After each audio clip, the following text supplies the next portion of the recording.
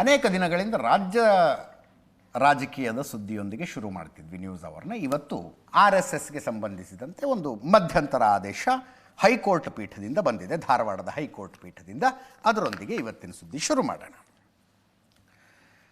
ಪ್ರಿಯಾಂಕ ಖರ್ಗೆ ಅವರಿಗೆ RSSನ ಚಟುವಟಿಕೆಗಳನ್ನು ಸರ್ಕಾರಿ ಶಾಲೆ ಕಾಲೇಜು, ಅನುದಾನಿತ ಶಾಲೆ ಕಾಲೇಜು ಇತ್ಯಾದಿ ಜಾಗಗಳಲ್ಲಿ ನಿಲ್ಲಿಸಬೇಕು ಅಂತ ಅನ್ನಿಸ್ತು. ಅವರು ಮುಖ್ಯಮಂತ್ರಿಗಳಿಗೆ ಒಂದು ಪತ್ರ ಬರೆದರು, ನಿಲ್ಲಿಸಿ ಇದನ್ನು ಅಂತ. ರಾಷ್ಟ್ರೀಯ ಸ್ವಯಂ ಸೇವಕ ಸಂಘ ಎಂಬ ಹೆಸರಿನ ಸಂಘಟನೆ ಸರ್ಕಾರಿ ಮತ್ತು ಅನುದಾನಿತ ಶಾಲೆಗಳು ಹಾಗೂ ಸಾರ್ವಜನಿಕ ಸರ್ಕಾರಿ ಮೈದಾನಗಳನ್ನು ಬಳಸಿಕೊಂಡು ಶಾಖೆ ನಡೆಸುತ್ತಾ, ಘೋಷಣೆಗಳನ್ನು ಕೂಗುತ್ತಾ ಮಕ್ಕಳು ಮತ್ತು ಯುವ ಸಮುದಾಯದ ಮನಸ್ಸಿನಲ್ಲಿ ಭಾರತದ ಏಕತೆಯ ವಿರುದ್ಧವಾಗಿ ಹಾಗೂ ಸಂವಿಧಾನದ ಆಶಯಗಳ ವಿರುದ್ಧವಾಗಿ ನಕಾರಾತ್ಮಕ ಆಲೋಚನೆಗಳನ್ನು ತುಂಬಲಾಗುತ್ತಿದೆ. ಈ ಪತ್ರ ಮೊದಲನೇ ದಿವಸ ಓದಾಗಲೂ ಹೇಳಿದ್ದೆ, ಗ್ರಾಮರ್ ಮಿಸ್ಟೇಕ್ಸ್ ಬಿಟ್ಟುಬಿಡಿ, ಇದರಲ್ಲಿ ಕಂಟೆಂಟ್ ಮಾತ್ರ ಭಾವನಾವಂಕೋ ಸಮಜಿಯೇ.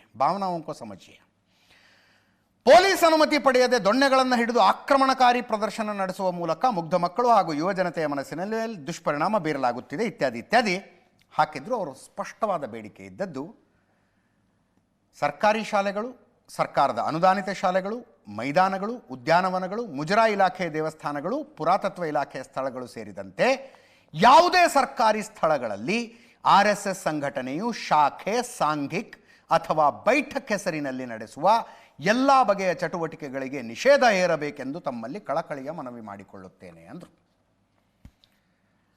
ಈ ಪತ್ರ ಪ್ರಿಯಾಂಕ ಖರ್ಗೆ ಅವರಿಂದ ಮುಖ್ಯಮಂತ್ರಿಗಳಿಗೆ ಹೋಯಿತು. ಬೇರೆ ಯಾರದ್ದಾದರೂ ಹೋಗಿದ್ರೆ ಇದೆಲ್ಲದರ ಮಧ್ಯೆ ಇದು ಏನಪ್ಪ ಅಂತ ಎತ್ತಿ ಹಾಗೆ ಪಕ್ಕಕ್ಕೆ ಇಟ್ಟುಬಿಡ್ತಿದ್ರು. ಪತ್ರ ಬರೆದವರು AICC ಅಧ್ಯಕ್ಷರ ಪುತ್ರ. ಕ್ಯಾಬಿನೆಟ್ನಲ್ಲಿ ಈ ವಿಷಯ ಚರ್ಚೆಗೆ ಬಂತು. ಮುಖ್ಯಮಂತ್ರಿಗಳೇ ಪ್ರಸ್ತಾಪಿಸಿದ್ರು, ಏನು ಮಾಡೋಣ, ಪ್ರಿಯಾಂಕ್ ಖರ್ಗೆ ಅವ್ರು ಹಿಂಗೆ ಅಂತಿದ್ದಾರೆ ಅಂತ. ಕ್ಯಾಬಿನೆಟ್ಟು ಅದೊಂದು ಬೇರೆ ಅಟ್ಮಾಸ್ಫಿಯರ್, ಬೇರೆ ಸಿಸ್ಟಮ್. ಅದು ಅಲ್ಲಿ ಕಾನೂನಾತ್ಮಕ ಪ್ರಾಸ್ ಆ್ಯಂಡ್ ಕಾನ್ಸ್ ಚರ್ಚೆ ಆಗುತ್ತೆ. ಪ್ರಿಯಾಂಕ್ ಖರ್ಗೆ ಅವ್ರು ಹೇಳ್ತಿದ್ದಾರೆ, ಹಂಗಿದ್ರೆ ಮಾಡಿಬಿಡೋಣ, ಹಂಗೆ ಆಗೋದಿಲ್ಲ, ಅಲ್ಲಿ ಹಂಗೆ ಆಗಕ್ಕೆ ಬರೋದಿಲ್ಲ. ಅದನ್ನು ಫಸ್ಟ್ ಎಚ್ಚರಿಸಿದವರು ಕಾನೂನು ಸಚಿವ ಎಚ್ ಕೆ ಪಾಟೀಲ್ರು ಎಚ್ಚರಿಸಿದ್ರು. RSSಗೆ ನಿರ್ಬಂಧ ಹೇರ್ತೀವಿ ಅಂತ ಹೊರಟ್ರೆ ನಾಳೆ ಕೋರ್ಟ್ನಲ್ಲಿ ಬಯಸ್ಕೊಂಡು ಬರಬೇಕಾಗತ್ತೆ, ಹಂಗೆ ಮಾಡೋದಕ್ಕೆ ಬರೋದಿಲ್ಲ ಅಂದರು. ಇನ್ಯಾರೋ 2013ರಲ್ಲಿ ಜಗದೀಶ್ ಶೆಟ್ಟರ್ ಅವರು ರಾಜ್ಯದ ಮುಖ್ಯಮಂತ್ರಿ ಆಗಿದ್ದಾಗ ಇಂಥದ್ದೇ ಒಂದು ಆದೇಶ ಹೊರಡಿಸಿದ್ರು ಅನ್ನೋದನ್ನು ತೆಗೆದುಕೊಟ್ರು.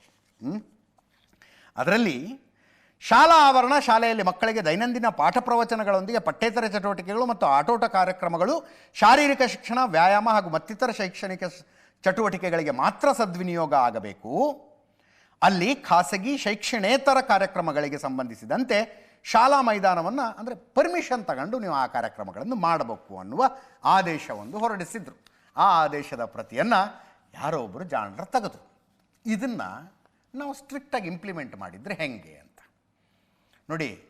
2013ರ ಆದೇಶ ಇನ್ನು ಮುಂದೆ ಸ್ಟ್ರಿಕ್ಟಾಗಿ ಇಂಪ್ಲಿಮೆಂಟ್ ಆಗುತ್ತೆ ಅಂತ ಅಂದುಬಿಟ್ಟಿದ್ರೆ ಇವತ್ತು ಹಿಂಗೆ ಆಗ್ತಿರಲಿಲ್ಲ. ಇವರು ಜಗದೀಶ್ ಶೆಟ್ಟರ್ ಅವಧಿಯಲ್ಲೇ ಕೊಟ್ಟ ಆದೇಶ ಅಂತ ಹೇಳ್ತಾ ಹೊಸ ಆದೇಶ ಕೊಟ್ಟುಬಿಟ್ರು 18/10/2025. ಅದರಲ್ಲಿ ಅಂದರೆ ಪ್ರಿಯಾಂಕ ಖರ್ಗೆ ಅವರ ಆಶಯ ಇದ್ದದ್ದು RSSನ ಚಟುವಟಿಕೆಗಳನ್ನು ನಿರ್ಬಂಧಿಸಿ ಅಂತ. ಬೈಠಕ್ ಮಾಡ್ತಾರೆ, ಶಾಖೆ ಮಾಡ್ತಾರೆ, ಇನ್ನೇನೇನೋ ಮಾಡ್ತಾರೆ, ಅದಕ್ಕೆ ಅವಕಾಶ ಕೊಡಬೇಡಿ ಅಂತ. ಎಚ್ ಕೆ ಪಾಟೀಲ್ರು ಎಚ್ಚರಿಕೆ ಕೊಟ್ಟರು, RSSಗೆ ಅವಕಾಶ ಕೊಡೋದಿಲ್ಲ ಅಂದರೆ ಕಾನೂನಾತ್ಮಕವಾಗಿ ಸಮಸ್ಯೆ ಆಗುತ್ತಿದ್ದು ಅಂತ. ಅದಕ್ಕೆ ಎಲ್ಲ ರೀತಿಯ ಚಟುವಟಿಕೆಗಳು ಅಂದ್ಬಿಟ್ರು. ಎಲ್ಲ ರೀತಿಯ ಚಟುವಟಿಕೆಗಳು ಸಕ್ಷಮ ಪ್ರಾಧಿಕಾರದಿಂದ ಪರ್ಮಿಷನ್ ತಗೋಬೇಕು ನೀವು ಅಂತ ಈ ಆದೇಶ ಬಂತು. ಇದರಲ್ಲಿ 2013ರ ಜಗದೀಶ್ ಶೆಟ್ಟರ್ ಅವರ ಸರ್ಕಾರದ ಆದೇಶ ಅಂತ ಉಲ್ಲೇಖನೇ ಇಲ್ಲ. ಫ್ರೆಶ್ ಸುತ್ತೋಲೆ ರಾಜ್ಯ ಸರ್ಕಾರದಿಂದ ಹೊರಟಿತು. ಇದು ಬ್ಯಾಕ್ಗ್ರೌಂಡ್. ಎರಡನ್ನು ಕನ್ಫ್ಯೂಸ್ ಮಾಡ್ಕೋಬೇಡಿ. ಚಿತ್ತಾಪುರದ ಕೇಸ್ ಬೇರೆ. ಪ್ರಿಯಾಂಕ ಖರ್ಗೆ ಅವರ ಸ್ವಂತ ಕ್ಷೇತ್ರದಲ್ಲಿ RSSನವರು ಪಥಸಂಚಲನ ಮಾಡೋದಕ್ಕೆ ಪರ್ಮಿಷನ್ಗಾಗಿ ಓಡಾಡ್ತಿದ್ದಾರೆ, ಆ ಕೇಸ್ ಬೇರೆ. ಇದಾದ ಮೇಲೆ ಆ ವಿಷಯಕ್ಕೆ ಬರ್ತೀನಿ. ಇದು ರಾಜ್ಯದಾದ್ಯಂತ ಸರ್ಕಾರಿ ಶಾಲೆ ಕಾಲೇಜಿನ ಮೈದಾನಗಳು, ಪಾರ್ಕ್ಗಳು ಇತ್ಯಾದಿ ಸ್ಥಳಗಳಲ್ಲಿ ಖಾಸಗಿ ಸಂಘ ಸಂಸ್ಥೆ ಸಂಘಟನೆಗಳು, RSS ಅಂತಿಲ್ಲ ನೋಡಿ. ಆದೇಶ ಹೊರಟ ನಂತರ ನಾವೇನು RSS ನಿರ್ಬಂಧಿಸಬೇಕು ಅಂತ ಹೇಳಿದೀವ, RSSನ ನಿಷೇಧಿಸಬೇಕು ಅಂತ ಹೇಳಿದೀವ, ಅಥವಾ RSSನ ಚಟುವಟಿಕೆಗಳಿಗೆ ಮಾತ್ರ ಅವಕಾಶ ಕೊಡೋದಿಲ್ಲ ಅಂತ ಹೇಳಿದೀವ? ಈ ಸ್ಪಷ್ಟೀಕರಣ ಬಂದಿದ್ದು.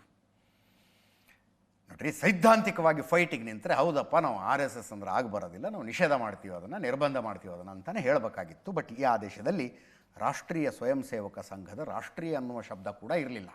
ಸ್ವಯಂ ಸೇವಕ ಸಂಘದ ಬಿಡಿ. ಆಯಿತಾ? ಇಷ್ಟ ಆಯಿತಾ?